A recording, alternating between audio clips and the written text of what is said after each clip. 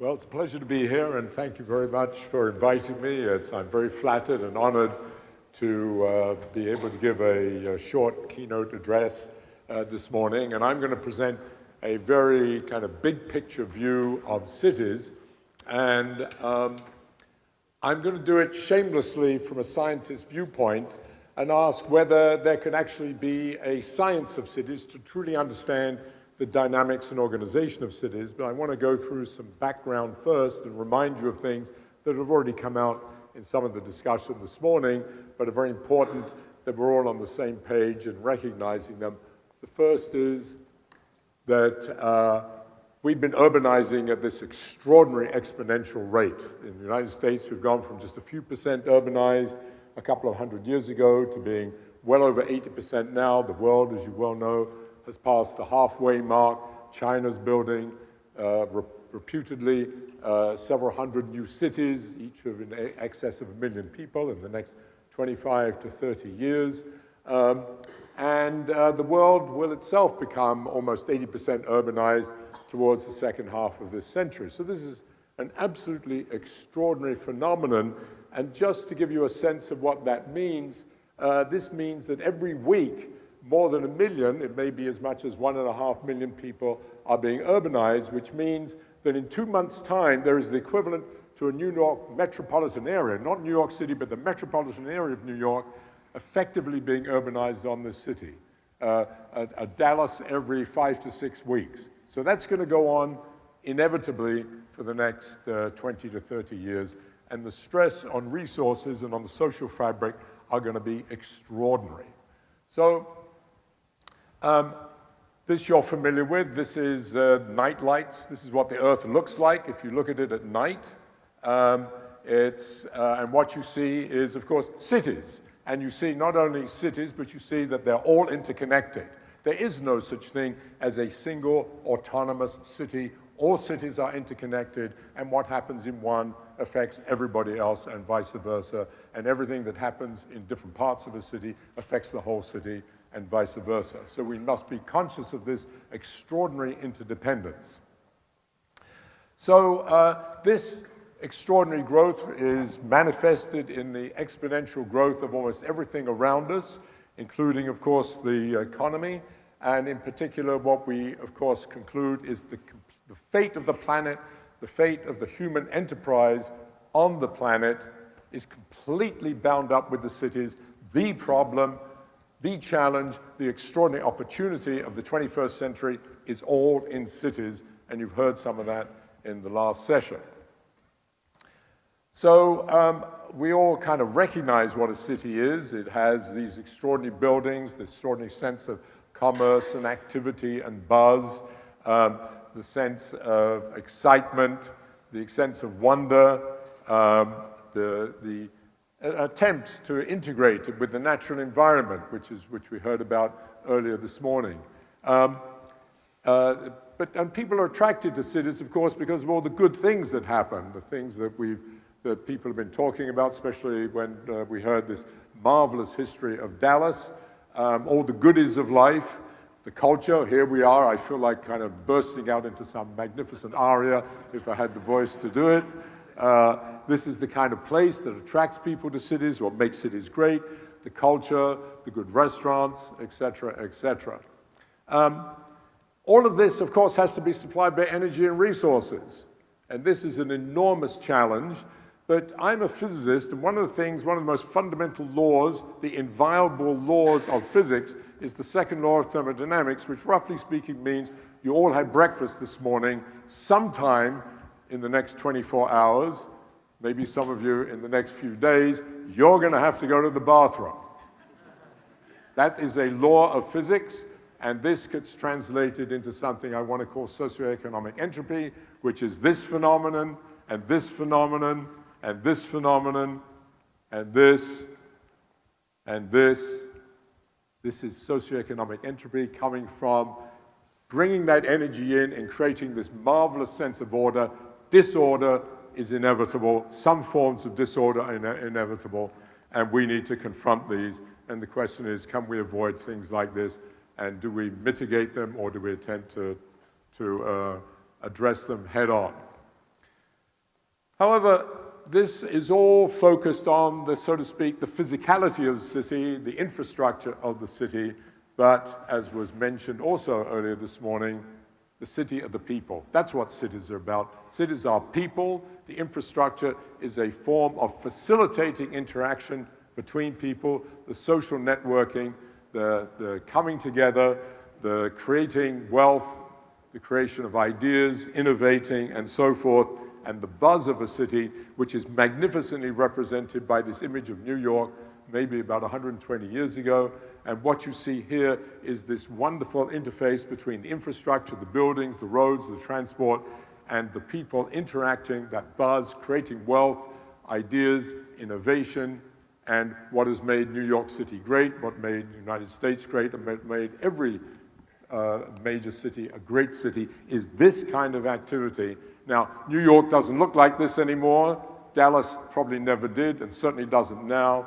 But the whole point of a city is to create, maintain, and facilitate what is the spirit of this in terms of getting people to interact, providing that opportunity to do all the wonderful things that end up building structures like this and creating the kind of life that we want our people to live. So cities are the problem. They're the source of all of the problems that we face across the planet, but they're also the solution because they have become the great magnets that have attracted people. They are the hubs of activity, the hubs of power, and ideas.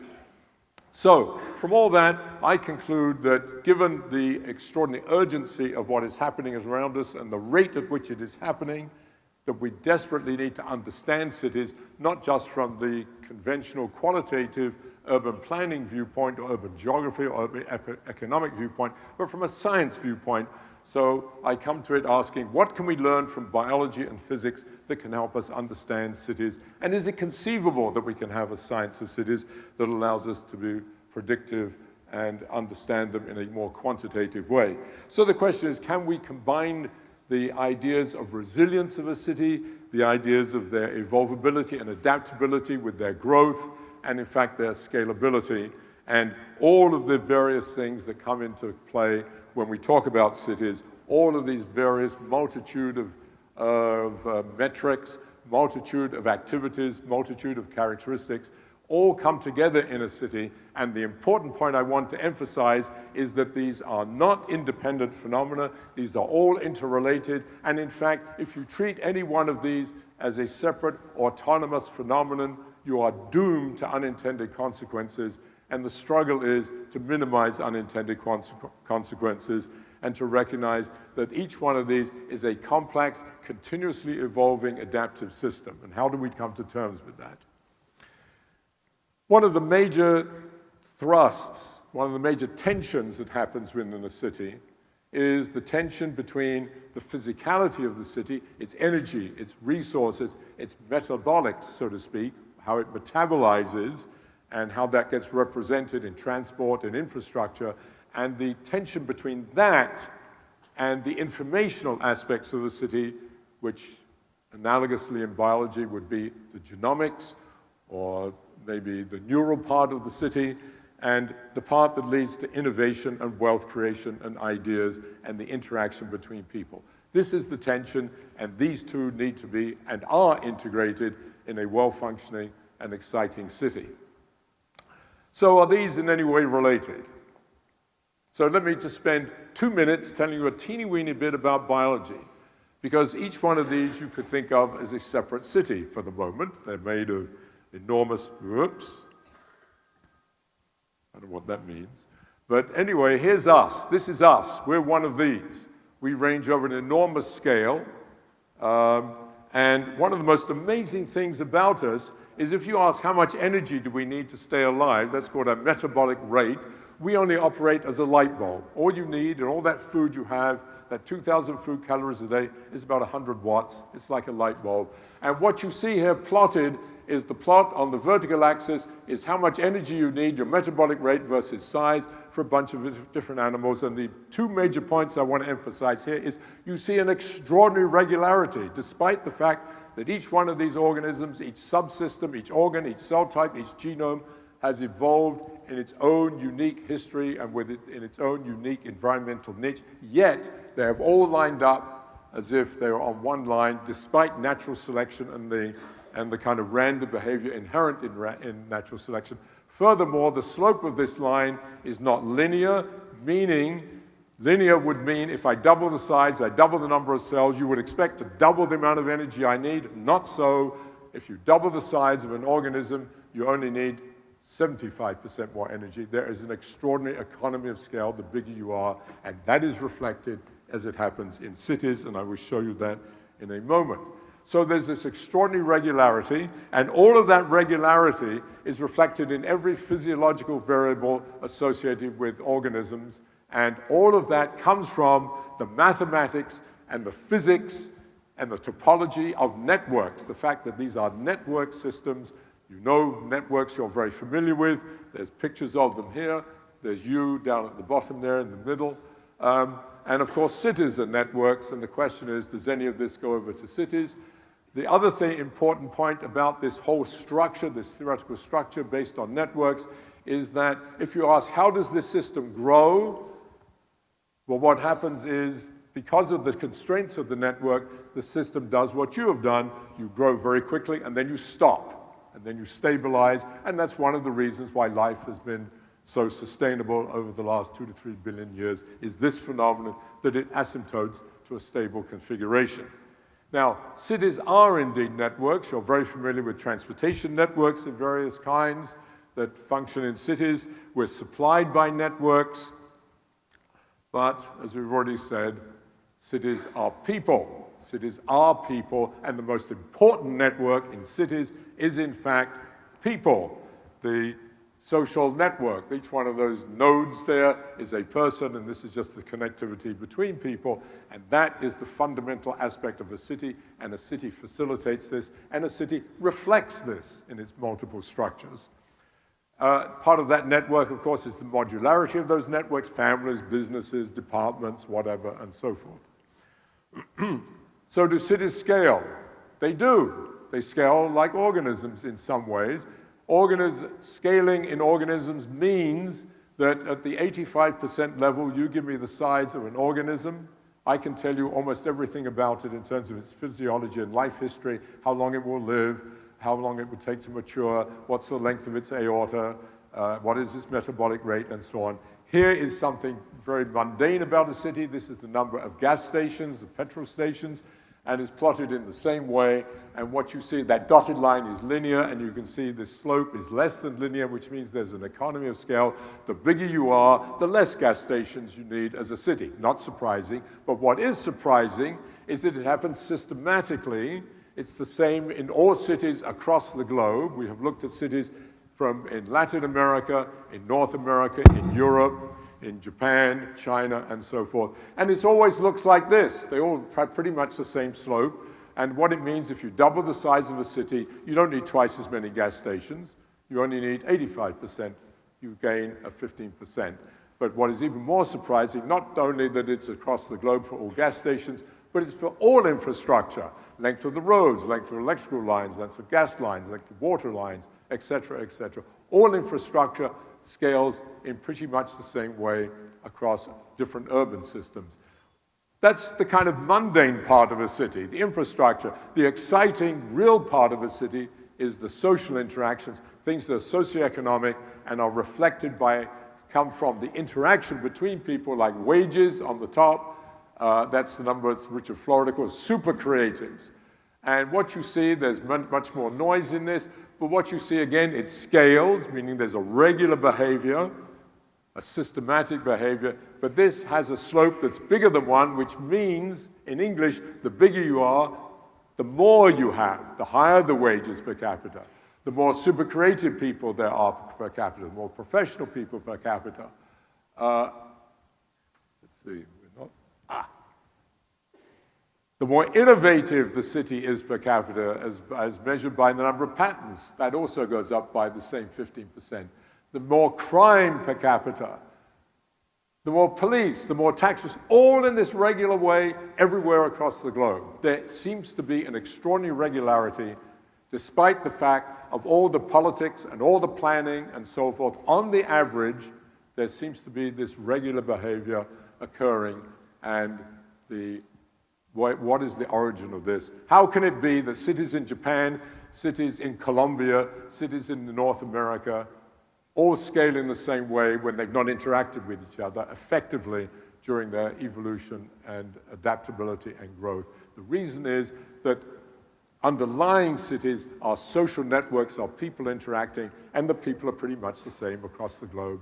And it is that modularity and that way of interacting that is being reflected in this. And here just shows you a kind of universality. What's plotted on that graph is income, GDP, crime, patterns. This is just for the United States. But all of those things scale in the same way, and they all have this wonderful added 15%. And a test of this idea is that we can measure also the social interaction between people by looking at the number of calls they have between each other using cell phone data, mobile phone data. And this piece of work was done with some colleagues at MIT. And you can see down on the bottom is the social network scaling. That's the number of calls between people as a function of city size. And the two different colors there, one is the United Kingdom and the other is Portugal. And you can see they lie right on top of one another, and you see they scale in the same way as all these other weird quantities. And just to go back, all of these things scale in the same way. And to put all of that into English is the following, that the good, the bad, and the ugly come together. That is, if you double the size of a city, if you do a city that's twice as big as another within the same urban system, then on average, you increase income, wealth, patents, colleges, creative people, police, AIDS, flu, crime, social interactions, everything you can think of that involves the interaction between people by roughly 15% independent of the city. And you save 15% on all infrastructure. Cities are great. The bigger the city, the better, because the individual gains, because individuals are willing to forget about crime and disease and see the gains on terms of their social, their economic well-being. And collectively, as a collective, a city is cities gain collectively because they save 15% on all infrastructure the bigger they are. No wonder everybody has been going to cities and that there's been this extraordinary exponential growth. This phenomenon, which is inherent in the interaction between people, has this extraordinary result that it has made us come together more and more in order to get the benefits of those interactions. So the final thing I want to finish up with is I remind you that biology is the opposite. Biology doesn't have this kind of superlinear scaling. Biology has this continuous economy of scale, which led to a stable configuration during growth, which of course would be very bad in our present paradigm in terms of growth. And indeed, this is just a cartoon version of it. If you take the superlinear scaling, this 15% value added, so to speak, that every time you double the size of a city, and you ask, how does that play itself into understanding growth? This is what happens. It grows. It doesn't do what biology does. It grows open-endedly, which is what we love, except it has built into it something very bad, and that is that this system will collapse. And any physicist that has been trained, anyone that's had a physics course will know that exponentials are not sustainable. This system collapses and will collapse. So how do we avoid collapse? We avoid collapse by resetting the clock and starting over again by either making a major innovation or what has been said earlier by the mayor of Dallas, we have to reinvent ourselves, and that's the reimagining part. We have to reinvent ourselves and start over again and keep doing that. Every time we come to this point of collapse, before we come to that collapse, we have to reinvent ourselves. So this is a cartoon version of it, and we have to keep doing it. There is one other catch to this. It turns out that in biology, as you get bigger, life slows down. Elephants live longer than mice. Their hearts beat slower, and so on. Cities, because of the superlinear scaling, everything speeds up, and they can be predictably speed up. Everything speeds up, transactions speed up, the rate of walking speeds up, everything about a city speeds up.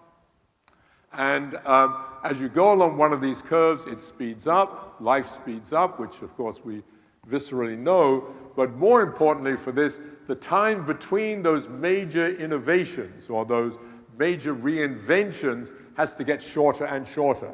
So what might have taken Dallas 50 years, 150 years ago, now will have to be done in 5 years. And soon it'll have to be done in 4 years, and so on. And the question, is this kind of thing sustainable? Anyway, here's pictures of various cities.